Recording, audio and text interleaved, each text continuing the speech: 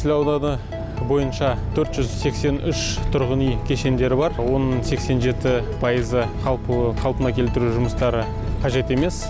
Қалған 13%-ын біз жылдан жылға абаттандыру жұмыстарын жалғасудамыз.